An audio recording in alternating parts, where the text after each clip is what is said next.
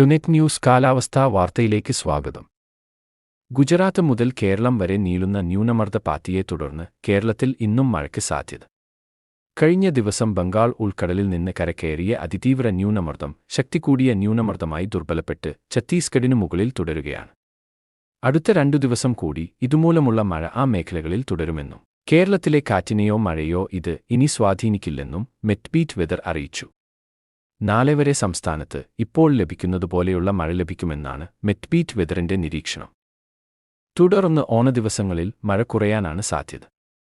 എന്നാൽ വരണ്ട കാലാവസ്ഥ ഉത്രാടത്തിനും തിരുവോണത്തിനും ഉണ്ടാകാൻ സാധ്യതയില്ല. കൂടുതൽ പ്രദേശങ്ങളിലും മഴ വിട്ടുനിൽക്കുമെങ്കിലും ചില മേഖലകളിൽ നേരിയ തോതിൽ മഴ ഉണ്ടാകുമെന്ന് മെറ്റ്ബീറ്റ് വെതർ പറയുന്നു. ന്യൂനമർദ്ദ പാത്തിയാണ് ഇതിന് കാരണം. പൊതുവെ ഈ ആഴ്ച ലഭിച്ചതിനേക്കാൾ മഴ അടുത്തയാഴ്ച കുറവായിരിക്കും. അതുകൊണ്ടുതന്നെ നബിദിനം, ഓണം ആഘോഷ പരിപാടികൾ തടസ്സമില്ലാതെ നടത്താനാകുമെന്ന് പ്രതീക്ഷിക്കാം. പ്രാദേശികാടിസ്ഥാനത്തിലാണ് ഇപ്പോൾ ലഭിക്കുന്ന മഴ ഉള്ളത്. ചില പ്രദേശങ്ങളിൽ ഏതാനും മണിക്കൂറുകൾ മാത്രം നീണ്ടുനിൽക്കുന്ന മഴ തുടർന്നുള്ള ദിവസങ്ങളിലും പ്രതീക്ഷിക്കാവുന്നതാണ്. രാത്രി മുതൽ പുലർച്ചെ വരെയുള്ള സമയങ്ങളിൽ കിഴക്കൻ മലയോര മേഖലകളിലും ഇടനാട് പ്രദേശങ്ങളിലും നേരിയ തോതിലുള്ള ചാറ്റൽമഴ ഉണ്ടാകും.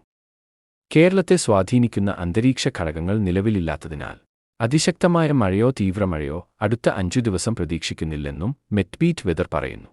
അതേസമയം ബംഗാൾ ഉൾക്കടലിൽ ഈ ആഴ്ച മറ്റൊരു ന്യൂനമർദ്ദം രൂപപ്പെടുമെന്ന് നേരത്തെ സൂചനയുണ്ടായിരുന്നെങ്കിലും അത് അല്പം വൈകാനാണ് സാധ്യതയെന്നും മെറ്റ്ബീറ്റ് വെതർ അറിയിച്ചു.